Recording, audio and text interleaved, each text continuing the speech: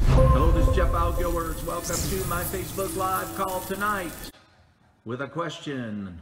How do you get your new recruit over the I quit line? And for those of you that do not know me, I've been involved in network marketing for over 40 years. I share a lot of what I've learned in my journey on these live calls. I started in this business totally broke. I sold a junk truck to get started, put $200 into my business. And for almost the last 28 years, I've been full-time in network marketing. If you have to work, there's no place like home. I love it.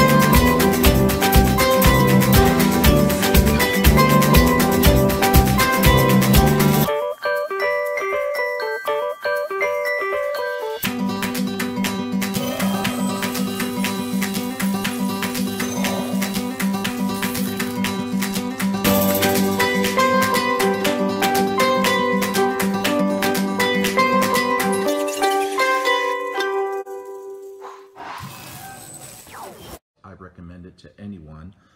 And I'm going to acknowledge a few people joining. Daniel, bonjour, my French friend. Good to see you. Hope things are going well for you.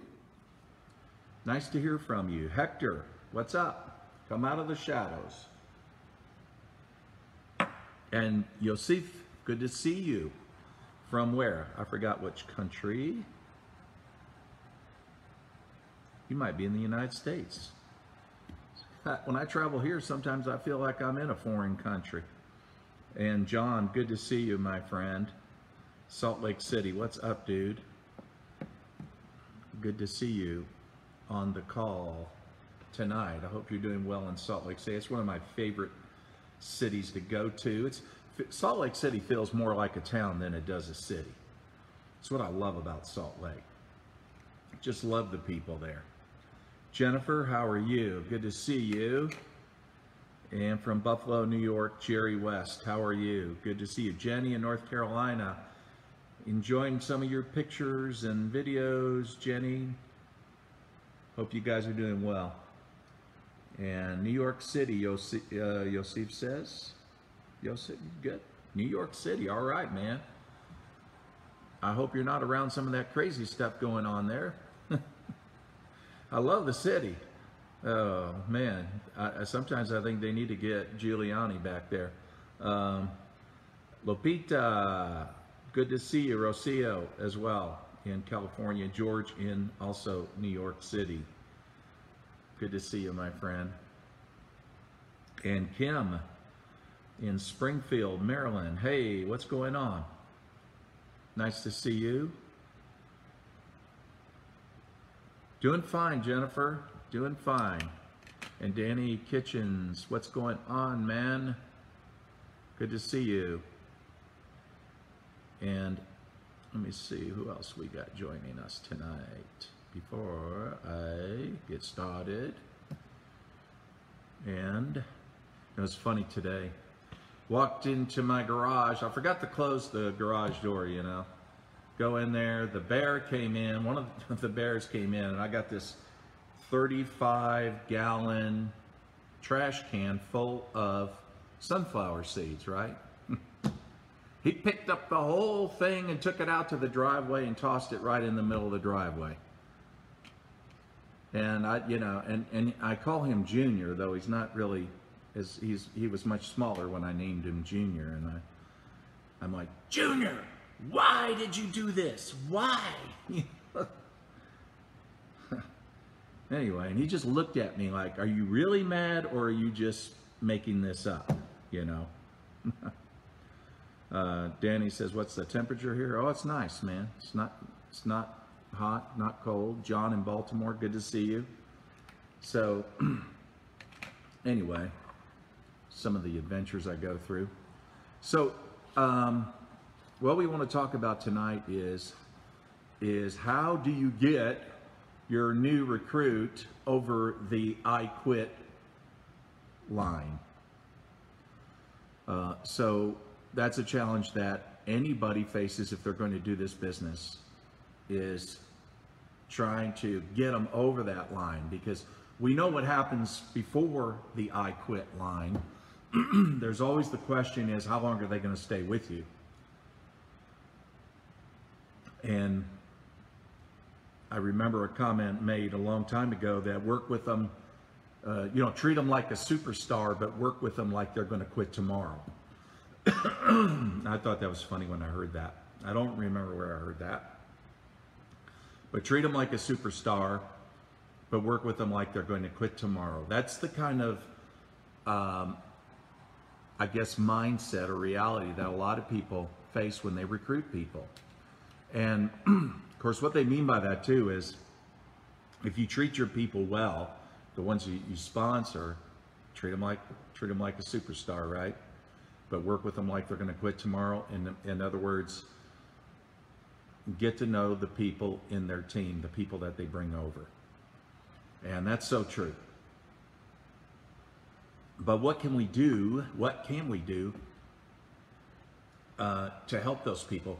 Because what happens a lot of times is, before people reach the I quit or get over it, a lot of them don't get over it, because they'll do things like they shouldn't do, like I talked about before. Remember, when somebody comes in your business, don't have them post on their Facebook page that they just joined you and your great company, and then splash all the products all over the page, because no doubt a lot of their warm market is in that network on their page, right? That's their friends that they're connected to.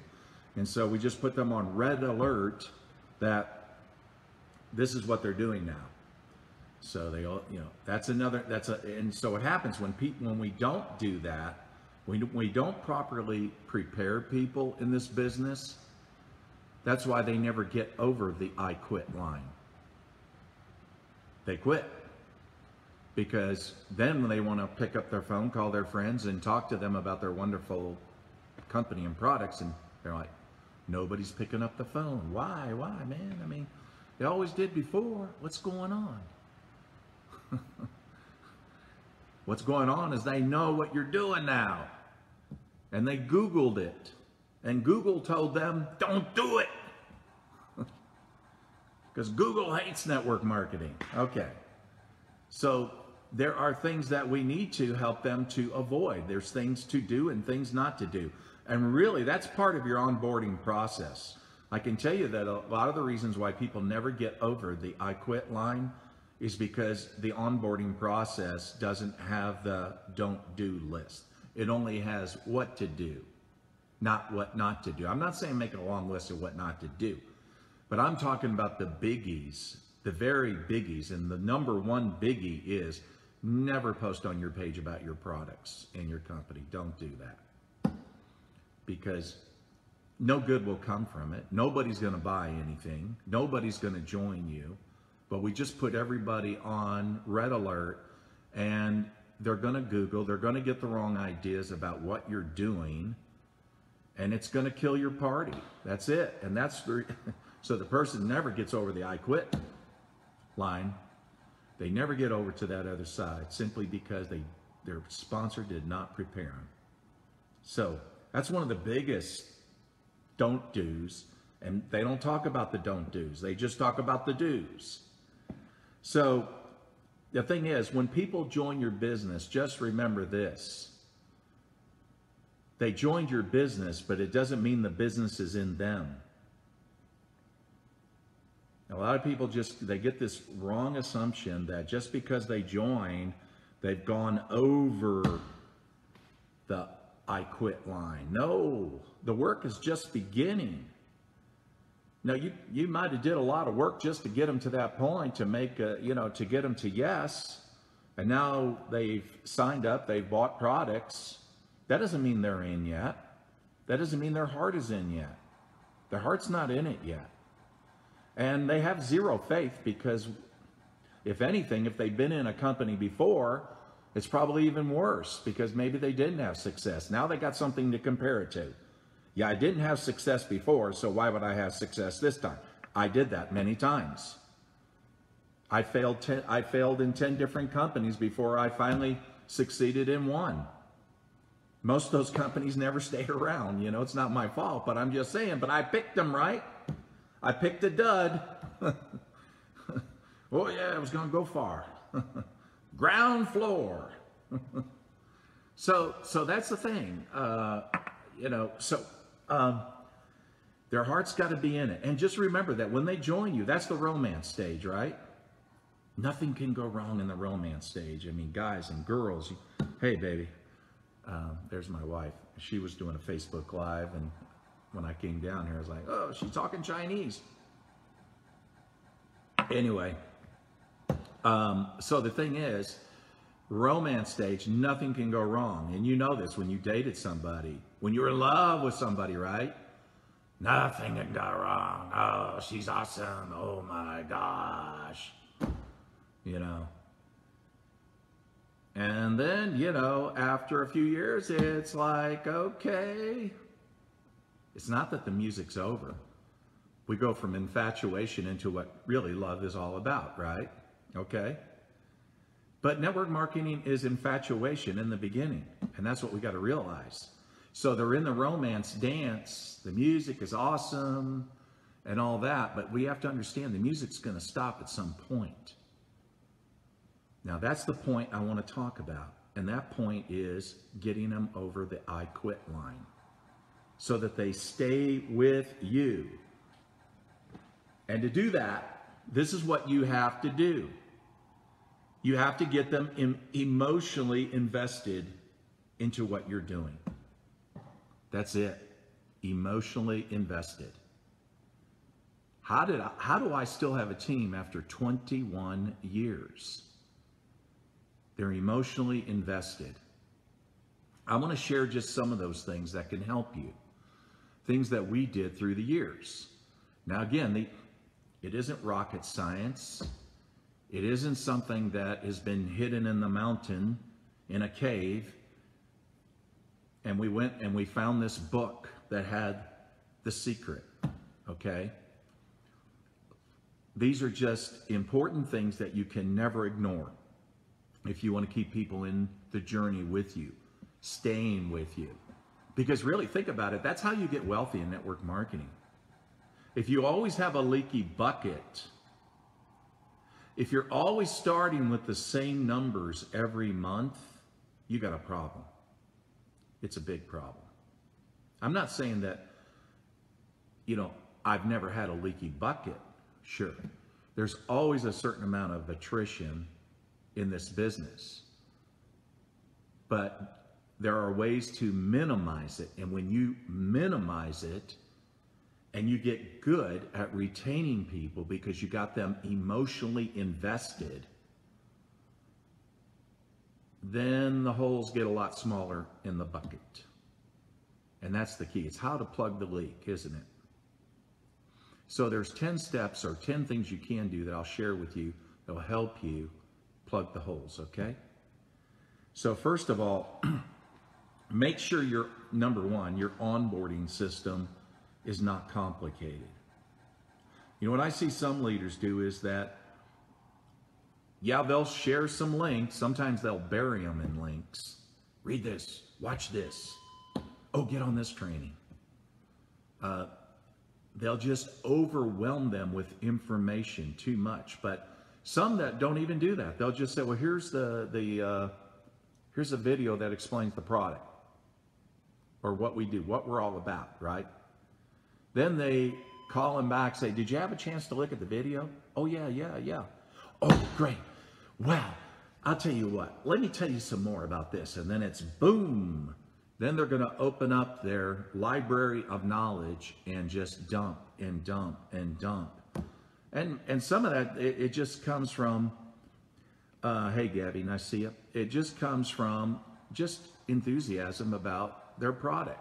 They're emotionally connected. They're invested in it, right? But the new person is not. And so it's like you can scare them to death, right? But the new person is thinking, oh my gosh, I don't want to repeat this. I don't want to talk about this. I remember this 21 years ago when I started. I just knew some basic things about our product. Those basic things were the most important things. And I could explain it to you in, I don't know, 30 seconds. 30 seconds. Now, there would be other people that would want to know the science of the product, the history of the product, the research of the product, the men that did the research of the product, and then they want to dump all that information on that new person. See, that wasn't me. I never liked things complicated. I just want that person to grasp a simple concept, and that's it. I just want to turn the light on in their mind so they can see it, and that's it. And that's what you should do. Keep it simple. When it comes to onboarding, make sure, if you have a video, and your video shouldn't be more than 3 or 4 steps in your onboarding process. If it is, it's complicated. But again, if that's what it is and your onboarding video isn't more than 4 or 5 minutes at the most, just a call to action. Give them a few simple steps. If you have an app, download the app. Familiarize yourself with the product. Give them an action plan, what they have to do their first month in the business, which would include making sure that they are making a list of their contacts. The main thing is, on the first step, is just making sure that they got the fundamentals down. They've got the app, they're familiar with the video, they have placed their order. Surely they've done that. They haven't even got their first order in this stage, in step 1. So it's in the mail. So at this point, they're just learning. So then that brings us to the second step, right? The second step of getting them emotionally invested, and that is to get them to take action. Get them to take action. And so what we want to do in that stage, or that step rather, is just simply what I just said. Get them to make a list of their contacts. Talk to them about their prospect list. Go over that with them and say, tell me about some of the people on this list. Get them to open up. And if you're a person, by the way, that you're just pretty much doing everything through social media, it doesn't matter. When you sponsor somebody, a new person, if you want to really ruin it, make sure they never cross the I quit line, just get them to do everything just through social media, just like you're doing. It's going to be slow, very slow. It's going to be a long winter. Why not get them to make a list of their contacts? I'm talking about that from experience because I did that in the 1980s. I didn't have much warm market, or I really didn't. I didn't go after friends and family simply because I didn't want them. I don't know what, I'm just being honest with you. I just didn't want to go that route. That's me, okay? But anytime I ran ads, and this is in the 1980s, and I ran ads, when a person joined, I had to make a contact list of their warm market. I didn't want them saying, I didn't want to say to them, okay, I want you to do what I'm doing, run an ad. And then they bring in somebody, okay, you run an ad too. No, you're never going to grow fast that way. It's going to be slow. Quick, fast is warm market. So that's the thing. I want to get them to take action. I want to go over that list with them That's very important to do that. And then make a business plan too. Talk to them. Begin with the end in mind. If you want to get them emotionally invested, begin with the end in mind. And then find out, what is it? If you could have what you want that would make you very happy in life, what would it be? What is it you would want? How can this vehicle, this network marketing opportunity, help you to get exactly what you want? And what would that be? And so listen to them, make a list, find out how much time they're going to commit to it. Get familiar with their schedule, things like that. Now here's the third one. And that is that you need to get them to earn money their first month in the business. And this is step 3. So step 3 of getting them emotionally invested so they will cross over the I quit line is get them making money their first month. I didn't say that, not thousands of dollars. I mean, that's fine if they do. I'm saying realistically, we have to understand they have no faith or confidence in this. If they make $300, I mean, anything, a few $100s, it's going to tell them what's possible. What's possible is a very important question. Because I can remember when I was making $1,000 a month, I thought, wow, if I can make $1,000 a month doing what I did to get to this point, so if I keep doing what I did and I get my leaders to do what I did, that means I can go to 5,000. What's possible is a very important question. But they'll never ask that question to themselves if we don't get them making something. So that first month, we want to help them earn some money. That means we got to spend time with them. We have to spend time with them if we're going to see that happen, because they don't know what they're doing yet. So now here's the other thing. Number 4, when they finally get their products, make sure they're using their products. Make sure they understand, just ask them, say, hey, Debbie, I'm glad you got your products. Have you spent some time? Did you go over the information, the video, whatever it is your company has, okay? And she says, well, yeah. Well, why don't you tell me? Explain to me. Explain to me the product. Friends, whatever your flagship product is, whatever it is that's driving your company, they need to be able to explain to you what it is. What are they excited about it? They need to tell you something. It's important that they know that. You got to get them using the product. I remember a long time ago, I say a long time ago, it was back in the 1990s. I remember I called a guy one time and I asked him, how you doing? He said, oh, not so good. I said, yeah. He said, I'm only making a couple of $100. Okay.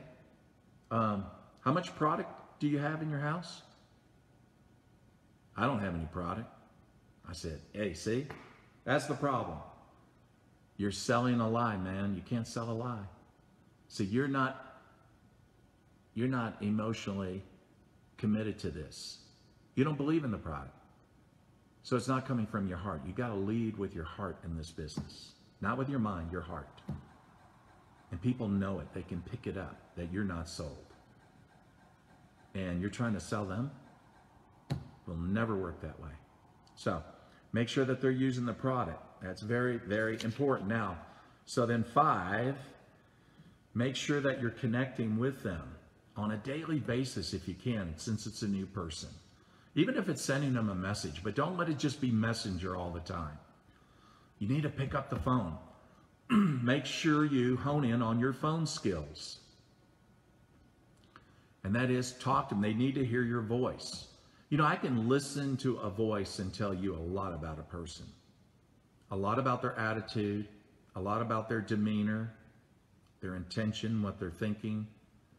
There's a lot that can be discovered just in the voice. And you need to pay attention to that when you're talking to them. Don't be distracted. Don't be doing, you're on the phone and then you're looking at messages here, right? Okay. In other words, you're multitasking while you're talking to them. Don't multitask. Talk to them. Find out what's going on. Make sure that you're available. That is, make sure you're available for three-way calls. If they sent the video to someone, you could say, hey, you send the video to someone and you want me on the call, I'll jump on the call with you. Just let them know. Say, hey, the person I'm working with, maybe we could call you back. I'd like you to introduce her to you, and she can share with you how the products have been, how it's gone with her, how it's going as far as the business with her. That's called a buddy system, because what happens sometimes is the prospect is evaluating maybe you, and maybe you have not had the success that you think you should have had by now, or for whatever reason you haven't had it yet because you haven't found enough good leaders yet, whatever the case is. But it's, it's like I told somebody today, you never evaluate a business from one person. You don't do that. A person that really wants to know really is there anybody doing well with this? Who's doing well with this? Or, things like that. They're just in their mind, they're trying to say, okay, if I throw myself into this, is there people doing well with this? Because then there's a chance I will too. So if it's possible, when you can, I'm not saying that you hold their hands all the time, that you have to be on a prospecting call all the time. You don't. Your goal is to get them up and running. Your goal is to get them earning some money. Your goal is to get them from no faith to faith, from a lack of self-esteem to I can do this. I can do this. I'm earning money now. I never thought I could earn any money because I thought I sucked at everything, And so that's your goal.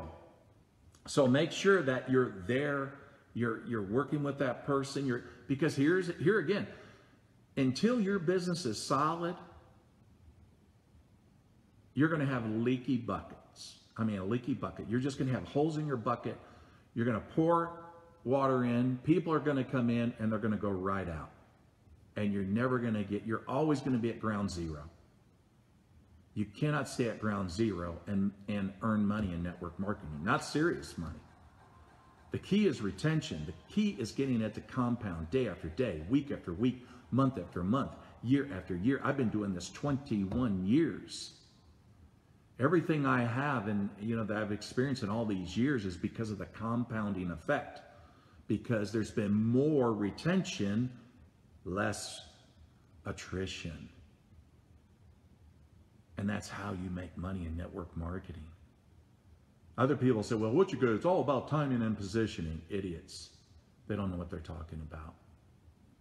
I'm not saying that hasn't happened for a few people. It has. I'm saying that's not the way to approach this. The way to approach this is develop the skills.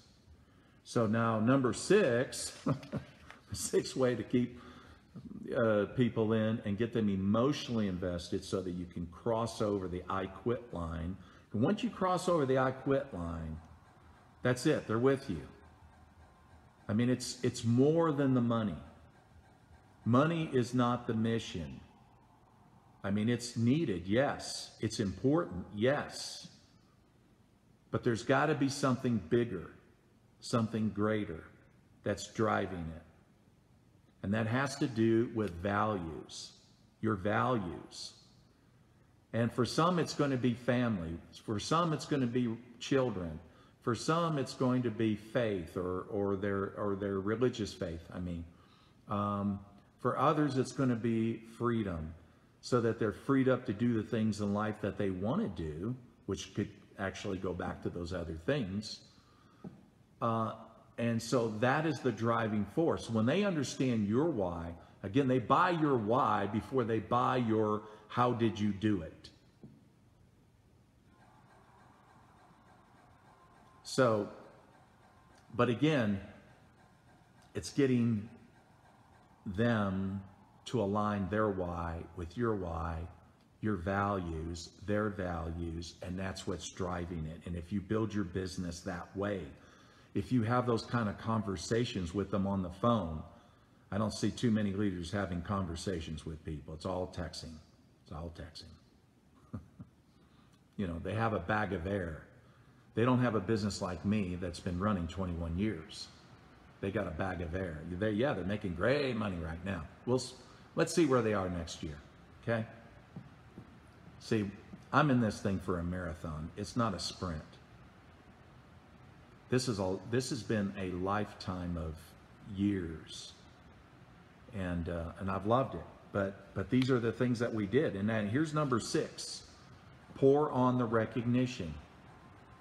And I'm saying, don't just look for, what's the qualification for recognition? If it always has to be results, then you're going to have a very disappointed group of leaders.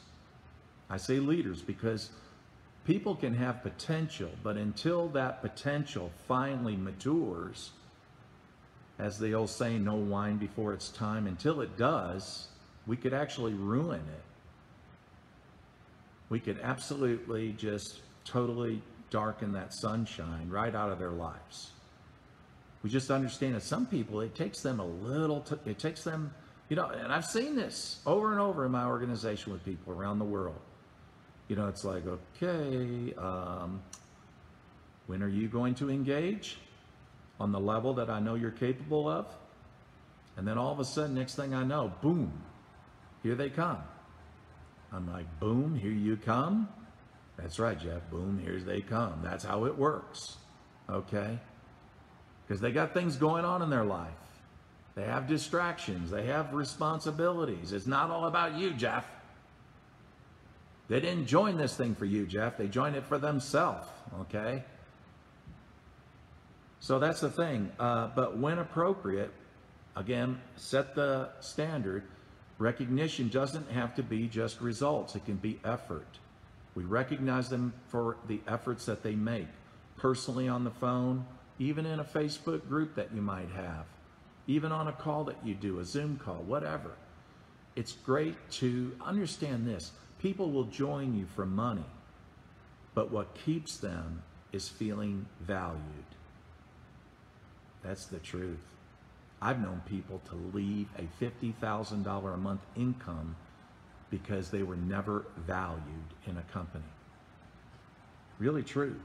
So that's what we want to do, is make them feel valued. Now, here's the 7th step to getting people emotionally invested so that you help them cross over the I quit line and they're with you forever. And so that is, just understand that involvement creates commitment. Involvement creates commitment. Involve them in what you are doing, even if it's a little thing. I've seen my buddy Ray Heron do this. Ray Higdon, excuse me. I got a friend called Ray Heron too. But Ray Higdon, he would give out just some small responsibilities on the maintenance of rank makers in the group. He'd throw that out to people, and he would give them just some swag or maybe just some promotional materials and all that for their efforts and all that. It's amazing how people would line up just to do that. And it's true for your group too. You could ask them to post specific things during the week. Or you could ask them, if there's a training call, maybe you could ask them, hey, I'm going to do a training. It's going to be a Zoom. I'd like to have you on it, and I'd like you to share this part of the material. I want to give it to you. Just familiarize yourself with it, and I want you to share it with the team. Can you do that? And of course, they're peeing in their pants, and they're thinking, yeah, sure, thank you. Wow, thank you, yeah. And then when they get off the call with you, they're like, oh my God, I gotta change my underwear. Oh, I've never done anything like that before. It's all right. It gives them a chance to grow. I can remember that. I remember this way back, I don't know, over 20 years ago. I can remember one time I had to, down in Florida, I wasn't comfortable with public speaking. Wasn't comfortable with it. And it was like and I had thousands there at that event, and they were in my downline, right? And so I said to my sponsor, a lot of them were Spanish at that event. And I said, he said, hey, you're going up. I said, oh, yeah, right. Okay. Why don't you go with me? You could translate. And he just looked at me. He said, no, just go up. I said, but you know, we got a lot of Spanish here too. He said, Jeff, just go up. And I said, well, thanks. I will go up. Got a little mad at him. And I thought, yeah, Jeff, you are such a weenie, man. You're such a weenie, man. Just get up there and get beyond your fear. And I wasn't crying. That's what it all was. It was fear. And man, when I walked into that microphone, it was boom.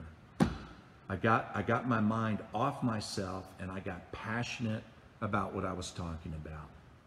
And the owner of the company, I mean, his wife just was like, oh my God, you know, this guy, you know, where did he come from? Anyway, but I'm just telling you, friends, involvement creates commitment.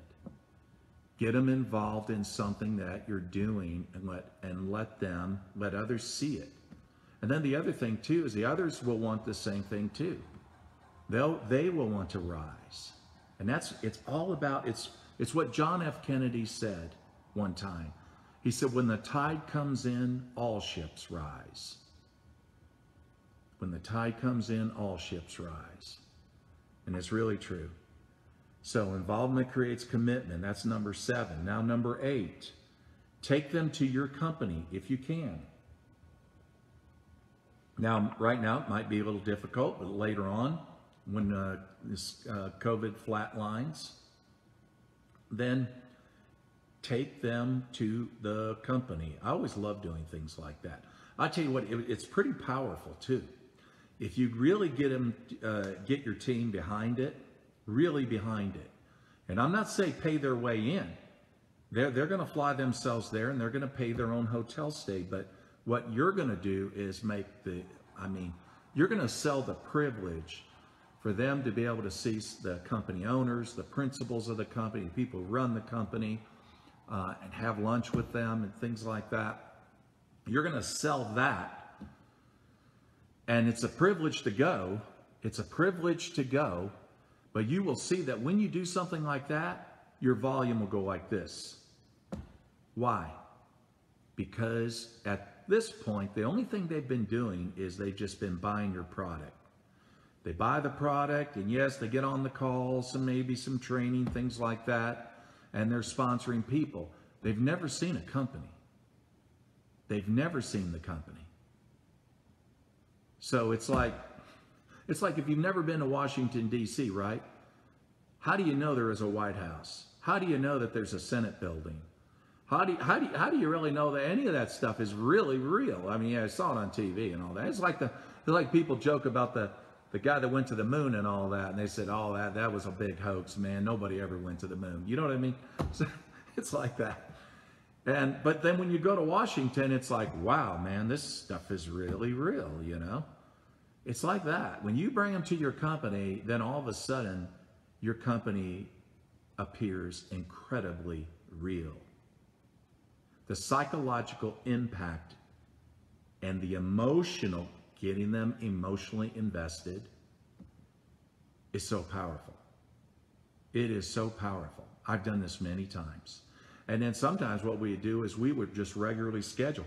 You know, I knew one woman who did that every month. She would fly, and a group would fly up, and she would do a special training and then take them on a tour of the company. But she did it every month, and she did it for years. And she went to the top of her company because she did that. Now, here's the 9th step that you can take to get them emotionally invested. so that they cross the finish line, the I quit line rather. And that is, sit with them at convention. You know, when you know that you got a convention coming, and you will have one later coming, as soon as this whole COVID thing flatlines, right? All right. Thing is, you need to think months before your convention and plan for it. And you might even have some contests going on to help people get to convention, things like that. But you can also promise or encourage or promote, I should say, some things that will happen at convention that they can be involved with. You might have a breakout room. I know that I do that every convention. I have a breakout room. I assign speakers to that event. That event will go on till the wee hours of the night. I mean, it's something else. And people are just, they love it, man. They love it. But it's quite a promo. And then how you can involve people in it and things like that, and how you promote it. And that's another thing that you can do. But another thing you can do at convention is if you've got a section of seats. And then you can also have a promo on, you know, if they're VIP seats or special seats. Every company is different on how you do seating. You can get creative. You can have a promo where they can have a special seat. If it's just seats and you got to get there early and save seats, then get there early and save seats. But make sure that you have seats for those new leaders that you are trying to get them what?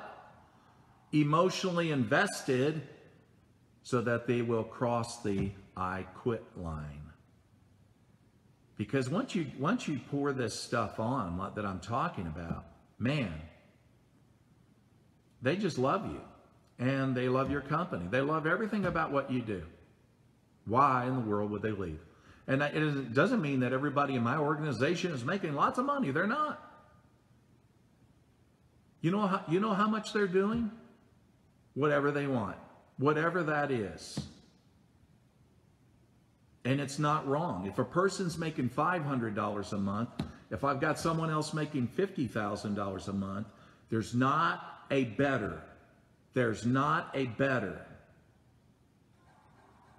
They both got what they want. Levels of desires, not levels of results. There's a difference.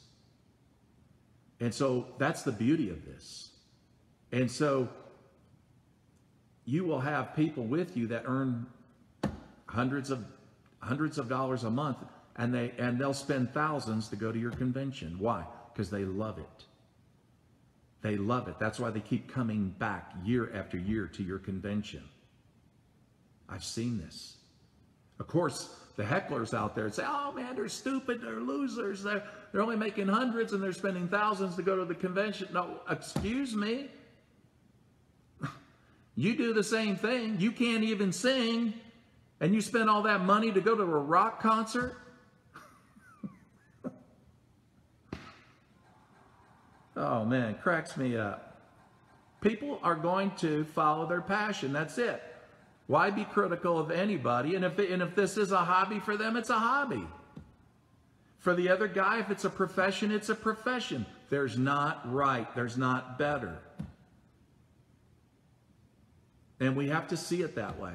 I never tell a person that's earning $500 a month, oh man, don't you hate that? It's amazing how many uplines get their people like that to feel bad about what they're earning when they felt good about it at the time. I mean, they didn't care that this person was making $50,000 a month. That's great, man. That's great, you know. I like my $500 a month. I do. And the upline says, oh, then you don't know money. You don't know how the power of network marketing. Oh, stupid. Stupid. You know, anyway. So, 10th, here's the number 10, this last one. On how to get someone emotionally invested so that they can cross over the I quit line. And that is, take them to your home. You might say, well, I don't have a big house. It don't matter. Take them to your home. Or do a retreat with them. Eat with them. You don't have to sleep with them. Eat with them. You see this room here? I couldn't tell you how many parties I've had in this room, because this house was actually built for that purpose in mind. Now, again, most people can't do that, Jeff. I didn't say you had to do that. You don't have to bring a group. Could you bring a few leaders over into your home that you're mentoring, invite them over, do something special with them? Yeah, you get creative, okay? It's your business. It's up to you. I know some people are like that. Well, when it comes to business, business is business, and and that's just something else, and I don't do that. Okay, all right, that's fine. Yeah, we'll see if you do as well as I do. I don't think you will. Because you know what? My people will die. They will die before they'll leave. That's how emotionally invested they are. Because these 10 steps that I just talked about are things that are powerful and they work. They're powerful and they work. And that's why I said when I built this house, I said, okay, I need some space for entertainment here. Entertainment, I do. And I don't know if you can see, it's a little dark in this room today, but I'll turn over there. Well, there's the ping pong table and my son's teepee. And the corner over there, that's the kiddie corner. Air hockey, billiards, yeah, shuffleboard, crazy stuff. Over here, it's a little dark because of the light. Aha, more light. The band, the jam stage. And those microphones, man, people will karaoke like you would not believe. And of course, the kitchen. See my ring light? Anyway, the kitchen. And in the kitchen, and the only time we use this kitchen is for parties. That's it. Japanese hibachi grill. Yeah, I got a Japanese steakhouse here. So, again, if I didn't have this room, it wouldn't matter. I'd still have people over. I'd still have people over. How do you like my elk in the back? I got that in Jackson Hole, Wyoming. Walked into a shop and anyway, they like elk burgers, elk steak. Please don't waste that animal. Let me at least mount him in my room. Anyway, so that's it. Have them to your home. It makes them feel people want to see how you live. When they connect with your family, and then they see the photos on your walls and just different things and how you do things. It tells them. I've had a lot of people tell me this that have come here, and we've had thousands. And when I say thousands, I'm not exaggerating. Ray Higdon's been here with Jessica's wife, and I don't know. We've had a lot of people here, a lot of interesting people here, but the one thing that they do say is that, man, I remember some of you might know Michelle Eldridge. She's awesome. When she walked through here, she's like, wow, I can see, man, there's a lot of love in this house, a lot of love. So here's the thing. The trend of some leaders today that are so busy trying to impress people, entertain people, here's what they don't get. People will never be emotionally invested with that. They will not. Here's the secret. And remember this.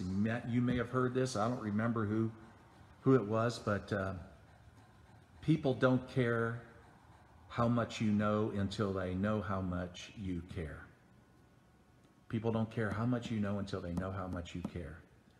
People want to be valued. If you want people with you, if you want to get them emotionally invested, and over the I quit line. These are the 10 steps you follow. If you got value out of this, you want to share it to your team, go ahead and share this live with your team. And appreciate you guys getting on tonight. It's been fun. Peyton Manning. That's the next room, Danny. That would be the sports bar. Seriously, around the corner. That's another room where I've got Super Bowl helmets all around a bar area. Yeah. Yep. I'm not exaggerating. Anyway. Oh, wow. Yeah. Yeah, actually, Monica was saying something about John Maxwell. Yeah. Actually, that would be down below in the gym area. I got an office connected to it. And then I've got some John Maxwell mementos because I had an opportunity to go to his success center and do a network marketing training with him. I was invited on that. It was pretty awesome. And then, of course, George is doing a reminder about, I don't know what that is, unless it's my book, Reaching the Peak, that's on Amazon. If you haven't had a chance to get it, check it out. And yet alive from Northeast India, nice to see you. Everyone, have a good evening. It's been a pleasure having this night with you. And I'll be back on Wednesday night, okay? Because my schedule now, the way it is, I got other days that I'll do team trainings and things like that. So Monday, Wednesday, Friday is when I really want to connect with you guys. I'll do that again on Wednesday. I'll put out some value definitely tomorrow. And anyway, but thanks for connecting, and everyone have a good night.